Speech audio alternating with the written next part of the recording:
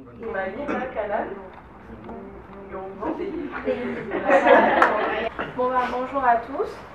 Et aujourd'hui, en fait, je vais vous présenter la mission de M qui va se passer au Mali durant cet été.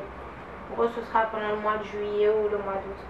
Donc, comme vous pouvez le voir là, le titre de la mission que j'ai choisi, c'est Mali la Montée, ce qui veut dire en bambara, au Mali, il n'y a rien de plus important que l'éducation en fait. Donc, vous allez comprendre pourquoi au fur et à mesure que je vais vous présenter. Donc, en fait, le plan de la présentation, c'est ça, c'est simple. Je vais vous présenter la situation géographique du Mali. Je vais vous parler un peu du pays, du climat, de la culture, de la situation politique et tout là-bas. Ensuite, je vais vous présenter le partenaire parce qu'on va travailler en partenariat avec une organisation qui est déjà implantée là-bas depuis quelques années. Et puis après, on va discuter des objectifs de M pour cette première mission qui va avoir lieu cet été. Et puis ensuite, je pourrais dire pour les volontaires, ceux qui sont intéressés, veulent avoir plus d'informations, les conditions et les coûts de participation du programme. Et puis après, on aura un petit temps pour, si vous avez des questions à me poser, je vais répondre à mesure de possible. Pour commencer, le Mali, c'est la partie que vous voyez en orange. C'est un pays de l'Afrique de l'Ouest. Et en gros, sur la carte un peu en agrandi, vous avez sur l'éclair jaune, vous voyez, en fait c'est la capitale, ça montre la capitale. Et le lieu où on va aller, c'est pas du tout loin, c'est à 100 km de la capitale, c'est là où il y a l'étoile rouge. Donc c'est ça, c'est dans le sud du Mali. Et que pendant l'été, la période où la mission va se dérouler, la température varie entre 24 et 32 degrés environ. C'est la période où il pleut le plus, il doit pleuvoir comme tous les jours, ou au moins une fois tous les 2 jours. Et puis la langue officielle là-bas, c'est le français. Mais la plupart des gens parlent bambara, parce que c'est une langue en fait du Mali. Il y a plusieurs autres langues, mais en fait c'est la langue pour le commerce que les gens utilisent d'habitude. Donc dans toutes les régions où vous allez partir, en général, les gens vont parler cette langue-là. Mais vous aurez quand même des gens avec qui communiquer en français. Donc, bon, après, à propos de la culture, je ne sais pas trop si vous avez déjà entendu parler du Mali. En général, on connaît plus le Mali par rapport à soit les lieux touristiques comme Tombouctou, il y a beaucoup de gens qui connaissent, ou sinon les artistes comme Amadou et Mariam, je ne sais pas, la chanson qui avait fait feu en France, le dimanche, à ça. Donc c'est eux qui viennent du Mali. Et puis sinon, il y a Salif Keita aussi qui est pas mal connu. Comme je vous disais, on parle de Tombouctou par rapport à la culture, l'Empire du Mandé, si vous avez jamais entendu parler. Bon, au Mali, en tout cas, c'est un pays d'Afrique où les relations familiales et tout sont très importantes. Donc, en gros, on va vraiment mettre l'accent sur les relations d'homme à homme. Les gens vont être ouverts, ils vont être accueillants. Donc, voilà, c'est un truc comme ça. Les tenues vestimentaires changent vraiment d'ici. C'est pas les pantalons, les femmes en pantalon de short, non. C'est pas choquant, mais là-bas, si vous arrivez, vous allez voir des femmes en pagne et puis en tenue traditionnelle, en bazin. Voilà. Situation politique, stabilité du pays et tout. Le pays est plus ou moins stable. Un des pays considérés les plus stables en Afrique. Il y a démocratie, liberté d'expression, tout se passe pas mal. Mais depuis quelques années, il y a quelques troubles dans le nord du Mali. Comme vous avez pu voir sur la carte, en fait, dans le nord, c'est le désert. Et dans le sud, c'est plus comme la savane, tout ça. Et donc, dans le nord, en ce moment, il y a des petits troubles, il y a des... Voilà. Mais en gros, la mission se passe vraiment au sud. Et c'est vraiment loin de tout ce qui se passe. C'est pas comme si c'était un grand... Il n'y avait pas beaucoup de danger. La sécurité est quand même là. Donc maintenant, je vais vous présenter le partenaire qui s'appelle Mali Raising Foundation. C'est une organisation qui a été créée par un Malien qui vivait aux États-Unis depuis 2004. En fait, le but de l'organisation, c'est de promouvoir l'éducation en fait, au Mali et de permettre aux enfants d'avoir accès à l'éducation. Les gens qui vivent dans les zones rurales, d'avoir plus facilement accès à l'éducation. Ils n'ont pas besoin d'aller dans les grandes villes pour pouvoir aller au primaire ou quoi que ce soit. Donc en fait, l'association, sur qu'est-ce qu'ils travaillent depuis qu'ils sont créés, c'est qu'ils créent des écoles, ils essayent de fournir des fournitures scolaires, et ils essayent en fait de aussi donner des formations aux enseignants pour que l'enseignement soit de qualité dans les écoles qu'ils créent, dans les régions rurales du Mali. Donc en même temps, c'est pas comme s'ils apportaient juste une aide. Ils travaillent en collaboration avec les localités en fait. Donc ils vont venir, la localité dans laquelle ils vont décider d'implanter l'école va leur offrir un terrain. Ils vont parler avec les professeurs, ils vont demander leurs avis sur tout ce qu'ils vont faire. Ils vont leur donner des conseils, ils vont leur expliquer en fait ce qu'ils attendent de cette nouvelle école qui va être là.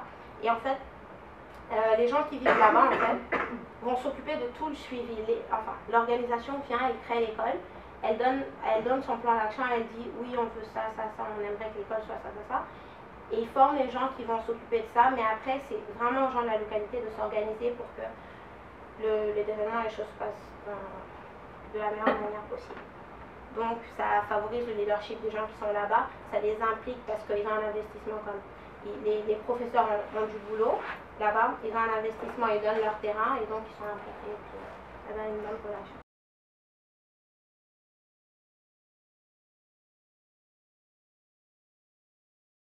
La population qui est pas alphabétisée. Enfin, il n'y a que 25% de la population qui est alphabétisée. C'est énorme, c'est énorme. Donc voilà, les obstacles, c'est que comme j'ai dit, des fois les gens ils vivent dans les régions rurales où l'école la plus proche est vraiment très loin, ils n'ont pas de voiture, ils doivent y aller à pied. En même temps, ils doivent être à la maison pour aider, pour les travaux à la maison, tout. Donc tout ça, c'est des obstacles en fait à l'éducation. Donc le fait de leur amener l'école plus proche, de faire des coûts de scolarité plus faibles, ben, ça leur permet d'avoir un accès plus facile à l'éducation. Et puis les professeurs non plus n'ont pas les formations nécessaires parce qu'en général, quand il y a des professeurs compétents, ils préfèrent les envoyer dans la grande ville, dans les grandes villes, plutôt que de les envoyer dans les régions. En gros, c'est ça. Alors là, j'ai quelques statistiques pour dire en gros, pas que pour le Mali, mais en Afrique en général. Un an de plus d'éducation pour un enfant, ça correspond à une augmentation de 8 à 20% dans les revenus du pays. Et un an de plus en éducation, ça correspond à une baisse de 5 à 10% dans la mortalité infantile. Alors, on peut voir que l'éducation, c'est vraiment un facteur clé pour sortir de la pauvreté. Donc là, on va parler des objectifs de M pour cette première mission en 2012. Ce serait vraiment d'organiser un camp de vacances en fait dans la région où on va aller, parce que la période où on va aller, il n'y aura plus d'école, ce sera les vacances scolaires. Mais les étudiants vivent là, ils n'habitent pas très loin. Donc ce serait d'organiser un camp de vacances pour les enfants, leur apprendre juste à leur apprendre à avoir une certaine ouverture sur le monde. Il y a des enfants là-bas qui savent que oui, ils habitent au Mali, ils ne savent même pas quel pays est à côté d'eux, ils ne savent même pas qu'il y a des mers, qu'il y a des océans, ils savent encore moins qu'il y a le Canada. Donc c'est tout ça en fait. C'est vraiment qu'ils puissent avoir une image un peu plus grande que juste leur région, juste leur localité. Voir ça. Après faire des jeux d'éveil, tout ce qui est organisation en fait pour se rapprocher d'eux, de voir vraiment qu'est-ce qu'on peut leur apporter et échanger avec eux aussi. C'est vraiment ça en fait le but de cette première mission-là. C'est vraiment pour avoir un premier contact en fait. Pour vraiment nous après pouvoir se dire oui on a vu, c'était ça, on a vécu comme eux, on était comme eux. On sait que ces gens-là ils ont besoin de plus de ça. Ça nous a choqué qu'ils sachent même pas ça, des trucs comme ça et savoir comment mieux agir peut-être dans le futur dans les missions. Donc on va vivre en fait dans des familles là-bas sur place.